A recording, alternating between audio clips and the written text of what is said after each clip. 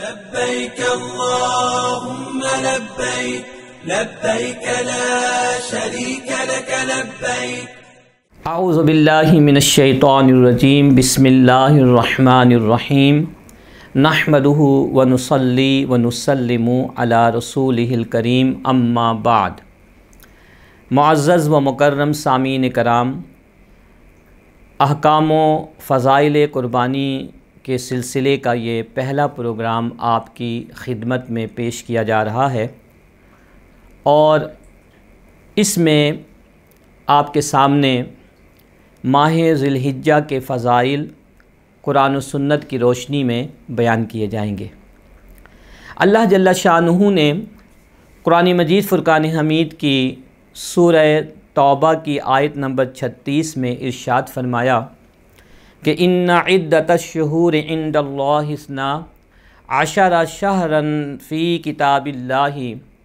یوم خلق السماوات والارض منہا 4 حرم، کہ بے شک مہینوں کی گنتی اللہ کے نزدیک اللہ کی کتاب میں 12 ہیں، جب سے اس نے آسمان اور زمین بنائے، ان میں 4 مہینے حرمت والے یعنی تعظیم والے ہیں۔ اس آیت کریمہ سے ہمیں پتہ چلتا ہے کہ سال کے جو 12 مہینوں کی تقسیم ہے یہ اللہ تعالیٰ نے ابتدائے آفرینش ہی میں فرما دی تھی۔ سال کے جو 12 مہینے ہیں ان میں 4 مہینوں کے بارے میں اسی آیت کریمہ میں اللہ نے فرمایا کہ منہا 4 حرم، کہ ان میں 4 مہینے حرمت و تعظیم والے ہیں۔ وہ 4 مہینے کون سے ہیں کہ جن کو ان 12 مہینوں میں الگ سے انفرادی طور پر اللہ تعالیٰ نے عظمت، رفعت اور بلندی عطا فرمائی ہے؟ وہ 4 مہینے رجب المرجب، ذوالقعدہ، ذوالحجہ اور محرم الحرام ہیں۔ رجب المرجب کو اس لیے تعظیم والے مہینے میں شمار کیا گیا کہ اس مہینے میں خاص طور پر لوگ عمرے کی سعادت حاصل کرتے تھے، زمانے جاہلیت میں بھی اور آج بھی اس مہینے میں عمرے کے لیے اہتمام کیا جاتا ہے۔ جبکہ باقی جو 3 مہینے ہیں ذوالقعدہ، ذوالحجہ اور محرم الحرام، یہ وہ 3 مہینے ہیں کہ جن میں حج کی روانگی، حج کے مناسک کی ادائیگی اور حج کی ادائیگی کے بعد وطن کی طرف لوٹا جاتا ہے۔ لوگ پوری دنیا سے آئے ہوئے وہ آخری مہینے محرم الحرام تک اپنے گھروں میں پہنچ جاتے ہیں۔ تو ذوالحجہ کو اس اعتبار سے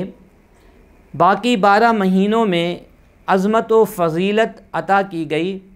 کہ یہ حرمت والا مہینہ ہے، تعظیم والا مہینہ ہے، کہ جس مہینے زمانے جاہلیت میں بھی لوگ جنگ و جدال سے رک جایا کرتے تھے، قتل و غارت گری چھوڑ دیا کرتے تھے، اور اپنے دشمن کو اس مہینے کے شروع ہوتے ہی اسے کچھ بھی نہیں کرتے تھے، اگرچہ وہ دشمن ان کے سامنے آ کر کھڑا ہو جاتا۔ تو مہینے کی حرمت کی وجہ سے وہ اپنے دشمن کو بھی ہاتھ لگانے سے باز رہتے تھے۔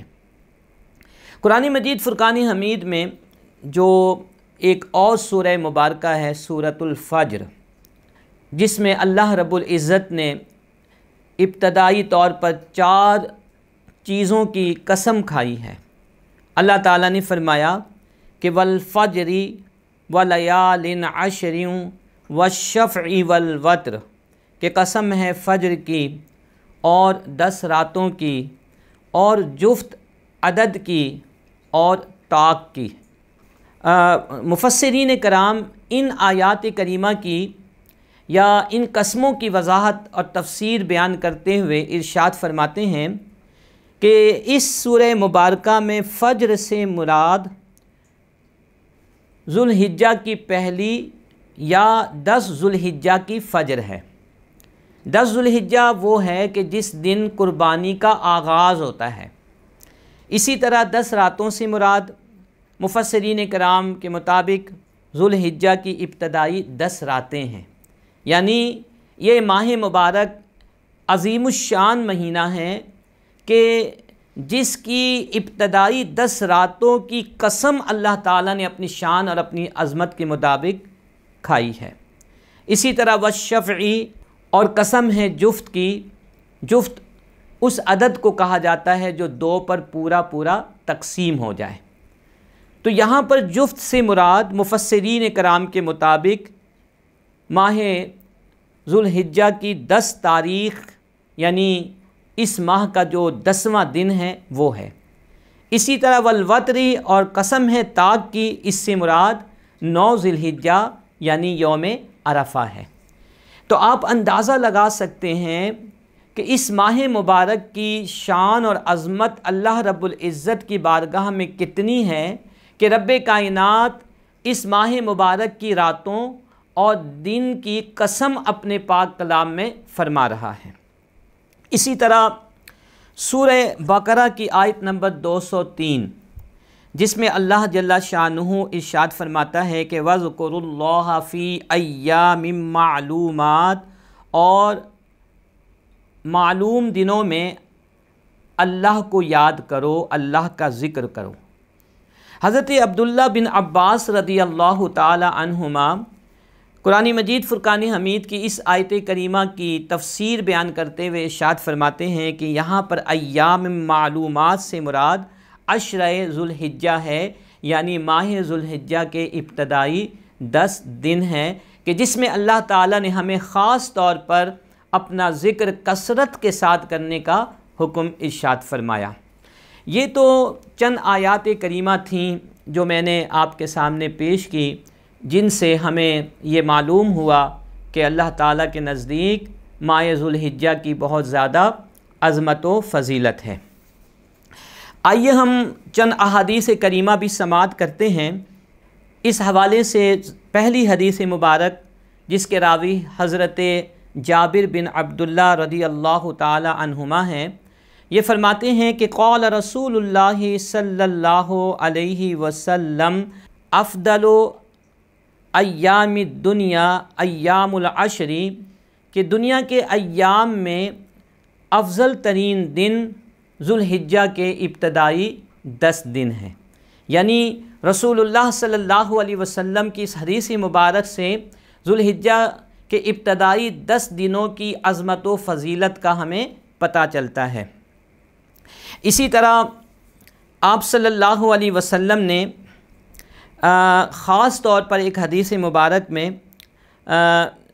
جو حضرت عائشہ صدیقہ رضی اللہ تعالی عنہا سے مروی ہے، فرمایا کہ ما من یوم اکثر من ان یعتق اللہ عز وجل فیہ عبدا من النار من یوم عرفہ وانہ لیدنو عز وجل ثم یباہی بہم الملائکہ فیقول ما اراد ہؤلاء، یعنی آپ صلی اللہ علیہ وسلم نے فرمایا کہ یوم عرفہ سے بڑھ کر کوئی بھی دن ایسا نہیں ہے کہ جس میں اللہ تعالیٰ اپنے بندوں کو کثرت سے جہنم سے رہائی عطا فرماتا ہے۔ یعنی یوم عرفہ 9 ذی الحجہ کو کہتے ہیں کہ جس دن عرفات کے میدان میں مسلمانان عالم جو ہے جمع ہوتے ہیں اور وہاں جمع ہو کر لبیک اللہم لبیک اللہم کی صدا لگا رہے ہوتے ہیں، تو یوم عرفہ جو ہے یعنی عرفہ کا دن اس قدر مقدس اور معزز دن ہے کہ جس دن اللہ تبارک و تعالی کثرت کے ساتھ مسلمانوں کی مغفرت فرماتا ہے۔ اور آپ صلی اللہ علیہ وسلم نے یہ بھی ارشاد فرمایا کہ وَإِنَّهُ لَيَدْنُو عَزَّ وَجَلَّ،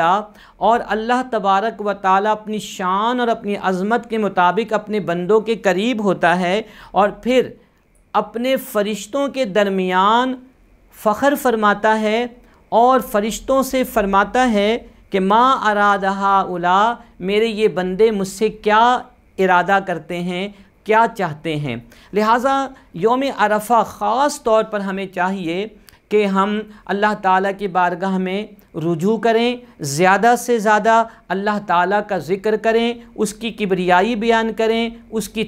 حمد بیان کریں اور اس کی تسبیح و تحلیل میں وقت کو گزاریں، تو یقینی طور پر اللہ تعالیٰ کا ہم پر کرم ہوگا، فضل ہوگا، اور نبی کریم علیہ السلام کے اس فرمان کے مطابق رب کائنات ہمارے گناہوں کی مغفرت فرمائے گا۔ اسی طرح ایک اور حدیث مبارک جس میں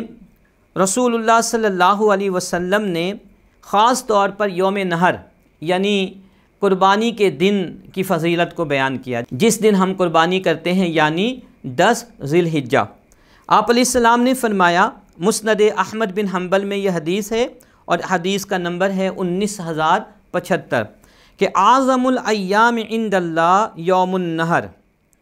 کہ اللہ تعالیٰ کے نزدیک سب سے عظیم ترین دن وہ یوم النحر ہے، جس دن ہم قربانی اللہ کی بارگاہ میں پیش کرتے ہیں۔ پھر فرمائیں کہ ثم یوم القر، اور اس کے بعد یوم القر ہے۔ یوم القر کی وضاحت کرتے ہوئے محدثین اکرام نے فرمایا کہ یوم القر قربانی کے بعد والے دن یعنی 11 ذو الحجہ کو کہا جاتا ہے۔ تو یہ 2 ایام بھی اس حوالے سے بہت اہم ہیں، اور اللہ تعالیٰ نے ہم پر ایک مرتبہ پھر کرم کیا، فضل کیا کہ یہ ماہ مبارک ہمیں